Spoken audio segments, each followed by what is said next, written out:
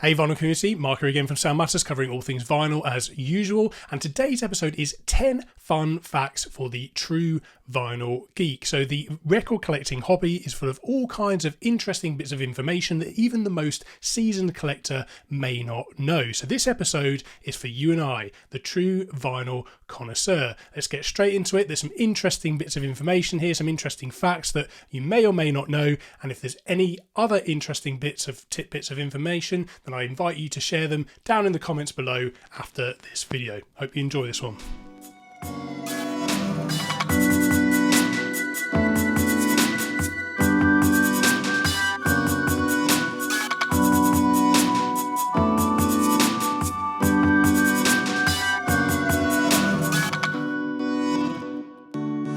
Fact number one is that the most expensive record ever to sell on Discogs was a self-released promo of a record called Choose Your Weapon by Sacramanda Silk, and it went for over £41,000, which is a mind-blowing amount of money for a 12-inch single. So it comes in two parts. The first bit is a 12-inch single and a CD, and then the second part is a art print and a poem on an acetate. So interesting that somebody was willing to pay that much money, but at the end of the day, a record is only worth what somebody is willing to pay for it. Now, with there being such a limited amount of copies of this record, it says here there are only 20 numbered copies, it's interesting to see how when the supply is low, but the demand is high, the sky can be the limit in terms of what a record can fetch. I wouldn't pay that much money, but obviously on this occasion the record must have had some sort of particular special meaning to that individual, as mind-blowing as over £40,000 for one 12-inch single can be. Fact number two is that the most expensive record ever to sell is Wu-Tang Clan's 7th studio album, Once Upon a Time in Shaolin. And this is quite an eccentric release. They recorded it in secret and then released one single copy of it under very specific contractual terms. So it states that the album cannot be commercially exploited until the year 2103. However, the owner, who is the former hedge fund and drug company manager Martin Shkrelian, he can release it for free if he chooses. Now, it's an interesting one because since this has taken place, he did buy originally for $2 million, but since then he got done for securities fraud and it was taken into the hands of the United States Department of Justice, who have since sold it on to a crypto firm who plan to mint it as an NFT. But it's an interesting transaction and an interesting fact about one of the most expensive, if not the most expensive record ever to sell. $2 million, that's absolutely absurd. Fact number three, the biggest selling album of all time remains the ubiquitous Thriller by Michael Jackson, with 32 million copies sold within its first year, and it's now estimated that over 70 million copies have been sold worldwide. Now, when we actually take the biggest selling or the highest selling albums of all time in terms of America, that has recently been overtaken, interestingly, by the Eagles. But in terms of worldwide overall sales, Thriller remains number one. Now, there was an interesting thing that I looked up actually in terms of what was the biggest selling vinyl record of all time, because when we think about when that was released, vinyl still being very much kind of at the forefront of musical releases, then we can probably estimate that Michael Jackson's Thriller is probably the biggest selling vinyl record of all time. Now, I looked into it and it's a difficult thing to measure, but somebody has attempted to do it. So based on when the CD was introduced in 1982 and the fact that it didn't surpass vinyl sales in numbers until 1986, the vinyl marketplace Phonotribe has estimated that Thriller has sold over 27 million copies on vinyl, which would probably make it the biggest selling vinyl record of all time.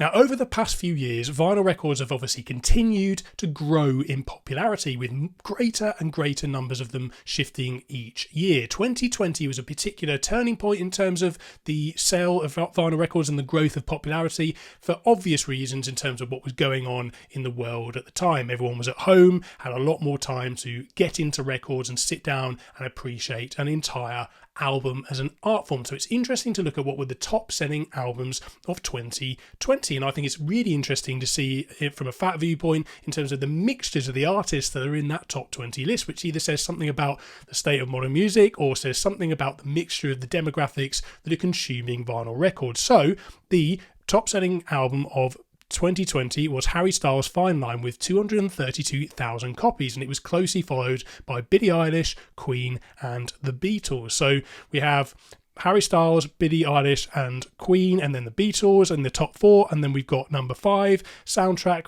Basically, it's a soundtrack from Guardians of the Galaxy. We've got Bob Marley and the Wailers legend, Fleetwood Mac. Gosh, you know, that record is one of the biggest selling albums of all time, and I think it's testament to the quality of the craftsmanship of that album that it still remains a top seller today. And you've got then Billie Eilish, her album Don't Smile at Me, and then you've got Michael Jackson's Thriller, we just mentioned, you know, biggest selling album of all time. It's interesting to see that it's continuing to shift vinyl copies. And then we've got, of course, Kendrick Lamar, Good Kid, Mad City. Now it's just interesting to see that list and the mixture of stuff that's on there. It says something. You can draw your own conclusions. Let me know what you think down in the comments below. Next up, 2021 vinyl record sales broke records again. And when we consider the fact that 2020 was a monumental year for vinyl records and a big leap forward, it's even more impressive that that continued into 2021. So some interesting stuff here.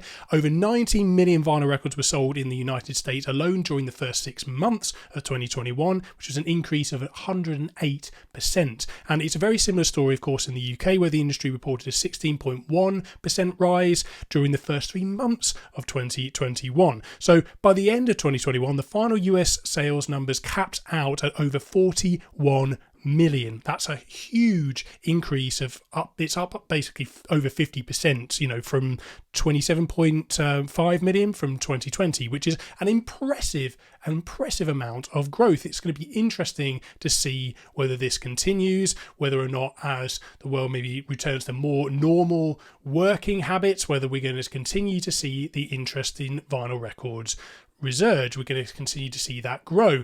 I think it probably will reach some sort of peak at some point, but I don't think vinyl is going anywhere. Let me know what you think down in the comments below. I think people, as part of the mix, alongside streaming and everything, just want something more authentic. They want a more kind of captivating and more kind of all-consuming experience as part of how they enjoy music. And I don't think that's ever going to fully go away. It will remain a niche, but I don't think it's going to die at any point soon. What do you think? Let me know. Did you know there are currently 2 records floating through space?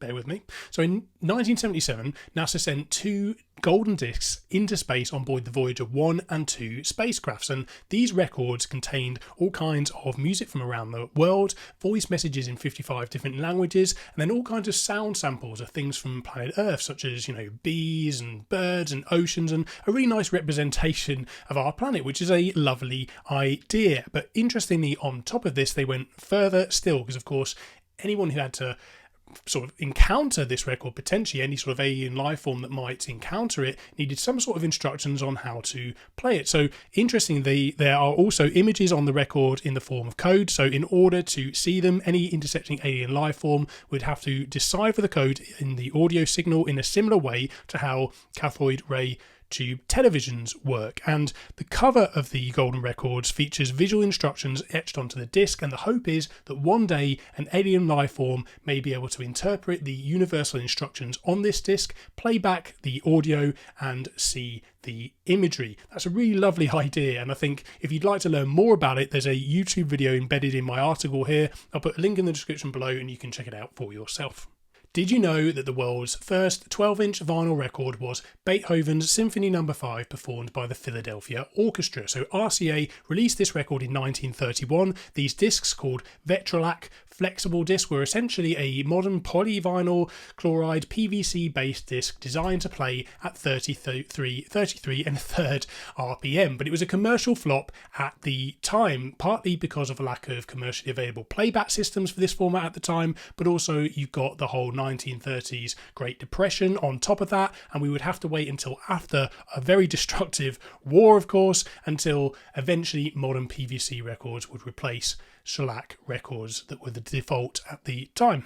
Next fact is the world's largest record collection. So the title of the world's largest record collection currently goes to Brazilian businessman Jose Roberto Alves Fridas, who at last count, his collection in 2016 stood at over 6 million records. He regularly expands the collection through what can only be described as compulsive record purchasing disorder. He buys whole collections through ads that he sees. He has an entire team of people who are dedicated to cleaning and archiving the collection. So going through this hoard is no small task, and it will likely never be completed as a process. Absolutely crazy and mind-boggling. If you'd like to see an example of this, you can check out the video again here down at the website, and you can check it out for yourself down in the link in the description below. Absolutely crazy compulsive record buying habits. So if you thought your collection was getting out of hand, you should check out this, guys. Next fact, 45 RPM records often sound better. Let me explain. So in a nutshell, 45 RPM of course is faster than 33 1/3 RPM. That much is plainly obvious, but because 45 RPM is faster, more wave definitions can exist. And in other words, that means more bumps and grooves results in higher audio quality. In a recent explanation over at the website, we drew comparisons in terms of how a flipbook can work. Let me explain further again. So if you drew an animation across 33 pages and 45 pages respectively, you would have to flip that 45 page version faster to get the same animation speed as your 33 page flipbook. But in doing so, there would be more detail from page to page, which would result in a much smoother animation. This kind of same concept is a way of understanding why 45 RPM records can have more definition, and it explains why a lot of albums are released as 45 RPM records on 12-inch LPs spread across more discs perhaps in the process, because you get potentially higher definition, better sounding records.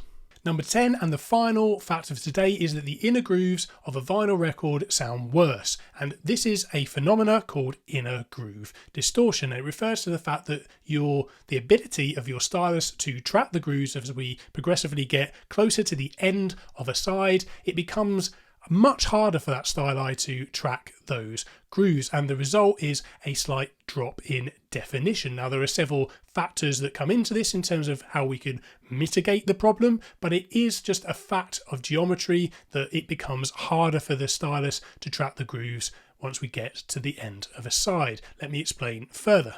So I'm going to try and keep this very simple, and hopefully I do it justice. But in a nutshell, there is more vinyl per second at the beginning of a side than there is at the end of a side. And subsequently, it becomes far harder for your styli to track the grooves at this point at the record, at the inner grooves. There's also the simple fact of geometry in terms of how the styli pivots from the outer edge of the record to the inner edge of the record. Your styli will only be, because of just the way geometry works and the way that the tone arm pivots from one side of the record to the other, your stylus will only perfectly align at 2 pinpoints on the record surface. This was all set up when you set up your turntable, of course. So there will be very basic, very small sort of discrepancies in alignment as we move across the record surface, and this will be most acute at the inner edge of the record. We'll hear this problem more once we get to the inner side of that record. So the problem is most acute with high volume, very high frequency content, and this is why when people were arranging and producing albums back in vinyl's heyday, you would think very carefully about the order, the track order of an album, because you didn't want to place that very high energy content, high frequency energy, high loud content at the inner side of one of the sides of your record, because it wouldn't sound as good. So this would influence track listing back in the day. So that concludes today's video. Thank you ever so much for watching. I hope you've enjoyed this. If you'd like to add another vinyl fact to this list, then let us know down in the comments below. I'd absolutely love to hear from you. And thank you ever so much to everyone across the vinyl community so far who's been supporting this relatively new channel. I truly appreciate the support I've had so far. But if you're new here, please do consider subscribing, and I look forward to welcoming you in that next video. Keep spinning, guys.